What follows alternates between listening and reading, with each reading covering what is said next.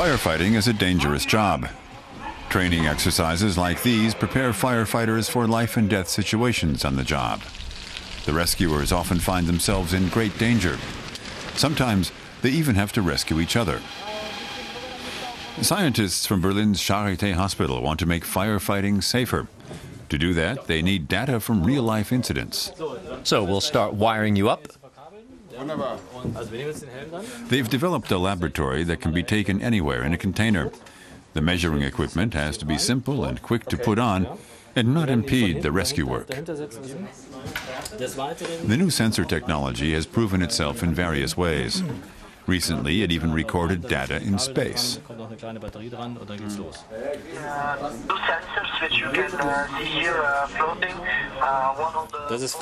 That's Frank de Winne, the first European commander on the International Space Station.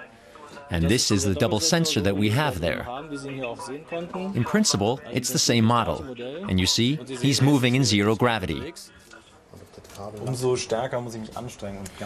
The sensors provide data on heart rate, the temperature of the internal organs, and blood pressure, among other indicators. Taken together, they show when the rescue worker is in danger of reaching the limits of his endurance. Now the system is being tested. It still has some unwanted effects. But a fireman feels no pain.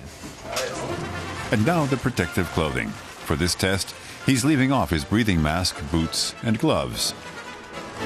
The test begins. The mobile lab makes monitoring possible everywhere.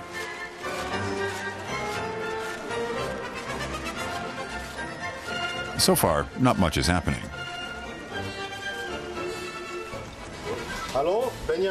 Can you still hear me? Yes, I'm still walking.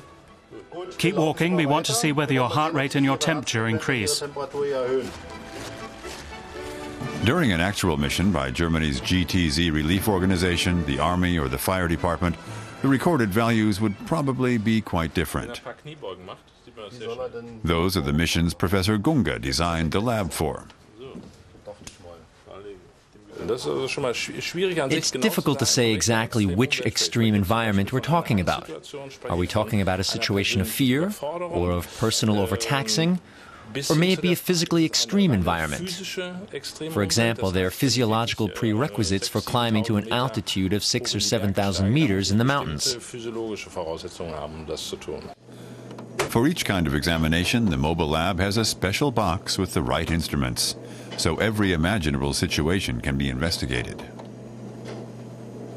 On the one hand, there are the extreme environments we're testing in now. Miners or special units like this. We're taking them as a test bed to perfect the methods, so that we can apply them in real life to groups of people who are especially endangered. That extends from firefighters to technological developments, for example, for temperature regulation. At the moment, we are considering fitting these sensors into clothing, or, for example, in incubators for newborn babies, to keep their temperature constant.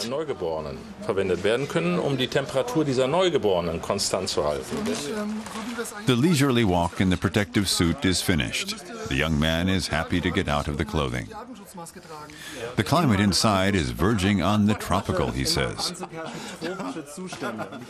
For now, the scientists are satisfied.